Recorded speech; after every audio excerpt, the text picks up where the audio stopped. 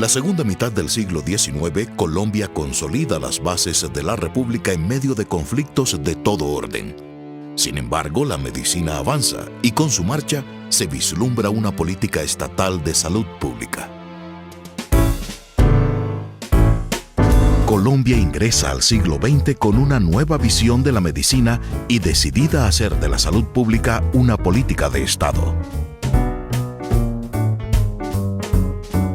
En un momento de crisis política, la apertura de una nueva escuela de medicina ofrece la oportunidad de renovar la práctica médica. Aquí diferente a la medicina multisiana, una medicina basada en el conocimiento de la anatomía, en el conocimiento del cuerpo. La medicina francesa la trae el doctor Antonio Vargas Reyes, un médico colombiano que se ha graduado en la Universidad Central y en la Universidad del Rosario y ha viajado a París a especializarse.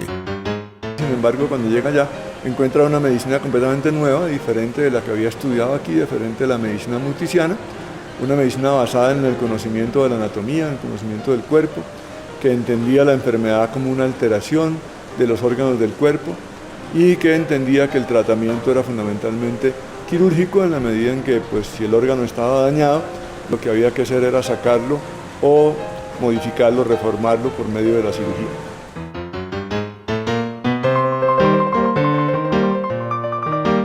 A su regreso de Francia, Vargas Reyes intenta modificar la estructura de la enseñanza en la Universidad del Rosario, pero encuentra resistencia entre la mayoría de compañeros profesores.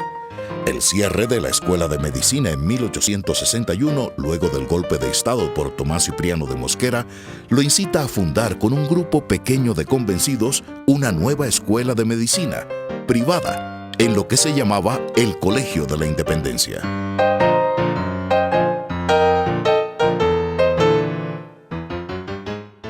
Esta nueva facultad de medicina va a estar claramente orientada a la medicina francesa anatomoclínica.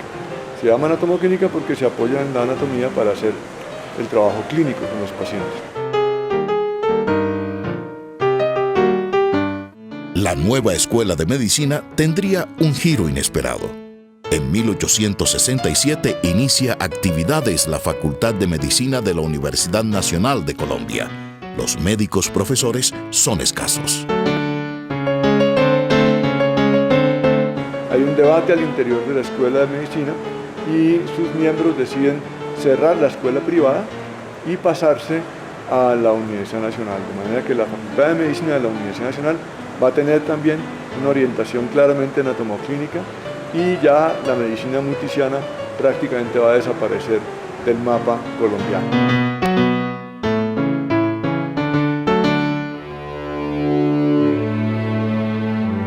De repente, el país se sume en una espiral de violencia que desata una sucesión de guerras civiles. Fueron batallas y en general guerras que generaron muchísima enfermedad, mucha inseguridad alimentaria, mucha migración, mucha enfermedad de transmisión sexual, favorecieron el paludismo, la distribución de la fiebre amarilla. Porque esas son las guerras. La guerra hoy en día se define como un gran desastre antrópico complejo. Es el mayor desastre antrópico complejo que hay, la guerra. Por eso es un determinante de la salud muy importante.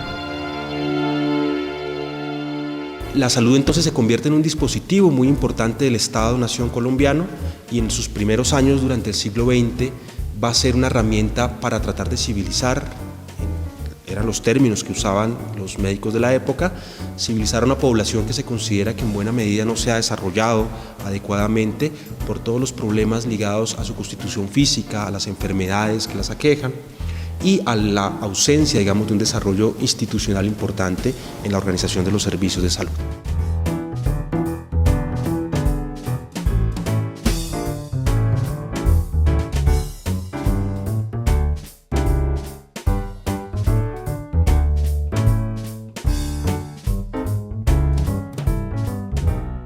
En medio de las disputas políticas que invaden incluso el terreno de la medicina, afloran hechos positivos para la ciudad.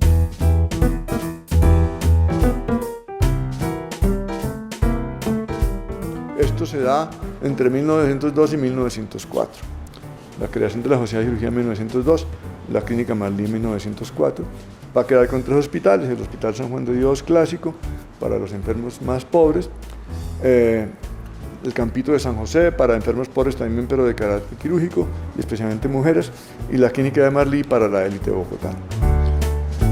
Ese es como el panorama, digamos, de médico de comienzos de siglo, tanto en la educación como en la práctica médica, en la salud pública y en el desarrollo hospitalario. Bogotá sufrió en 1918 una experiencia impresionante, inenarrable. Imagínense una ciudad que apenas tenía 150.000 habitantes y llega una gripa que no se había sentido nunca y sobre todo por la velocidad y el impacto. En un mes se murieron 1.100 personas. En las calles caían los cadáveres y especialmente los más pobres. Incluso se murieron estudiantes de medicina y médicos. Y esto era impresionante. Encontraban imágenes completamente dantescas porque morían familias enteras, ninguno podía avisar. Recuerden, en esa época pues los barrios obreros no existían, eran simplemente casas, chozas de gente que venía del campo y se ponía alrededor de la ciudad. El asunto fue tan grave que la ciudad recibió ese impacto como si fuera una agresión de Dios. Esta nueva crisis sanitaria crea conciencia social entre los bogotanos, se manifiesta la dependencia de unos y otros y se toman decisiones muy importantes. Se construyeron barrios obreros, se hicieron reformas estructurales en el acueducto, en el alcantarillado, en las viviendas, en el espacio público. Se trataba justamente de disminuir el hacinamiento tan terrible en el que estaba la gente. Entonces sí, la gripa, una gripa aviar de esas que llegan por las aves y que contaminó a todo el mundo, terminó transformando más la ciudad que cualquier gobernante.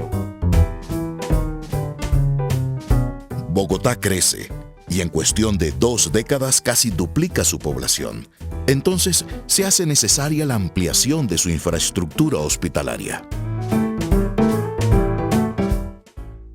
Hospitales que sigan el modelo de tipo francés, hospitales de pabellones construidos de ladrillo, ya no casas viejas de tapia colonial, y que tengan anfiteatros para hacer las autopsias y para hacer salas de cirugía.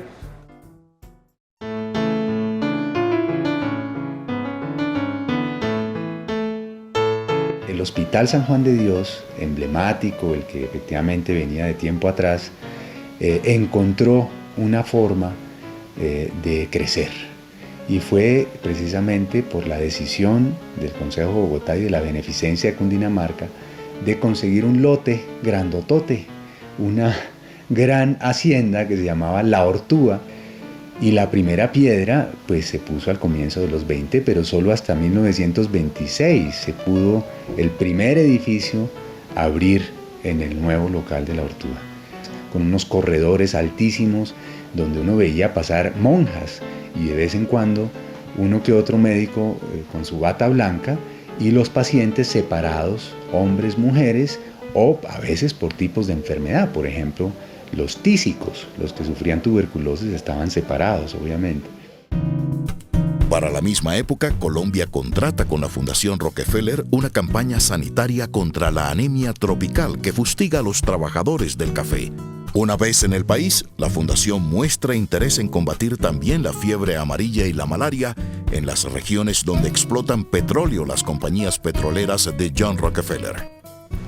Esta Fundación Rockefeller va a apoyar entonces el desarrollo de sistemas locales y nacionales de salud, va a intentar todo el tiempo apoyar la creación de una oficina central mucho más fuerte, pensando en un ministerio o una Dirección Nacional de Higiene. Se crea entonces en 1931 el Departamento Nacional de Higiene. Simultáneamente empiezan a llegar al país misiones estadounidenses que de alguna manera inciden en los desarrollos de la salud pública nacional, como la misión Kemmerer, cuyo objetivo principal fue organizar el Banco Central para modernizar el Estado y favorecer el desarrollo agroindustrial del país. En este contexto, la higiene se fortaleció a través del Departamento Nacional de Higiene dirigido por el doctor Pablo García, connotado higienista, profesor de la Universidad Nacional, quien orientó la higiene nacional durante más de 30 años. La misión Kemmerer recomienda entonces una reforma del Estado y entre esas reformas está la creación de un Ministerio de Higiene e Instrucción Pública. Entre 1930 y 1946 cambia la orientación política en Colombia. La hegemonía conservadora que inició en 1886 toca a su fin en 1930 con el triunfo del liberal Enrique Olaya Herrera. Desde el punto de vista de la higiene pública, hay que decir que en 1938, ya durante el gobierno del doctor Alfonso López Pumarejo, también en la República Liberal, que se ha iniciado en 1930, se va a hacer una transformación importante como parte de la política laboral que había prometido el Partido Liberal en las elecciones de 1930.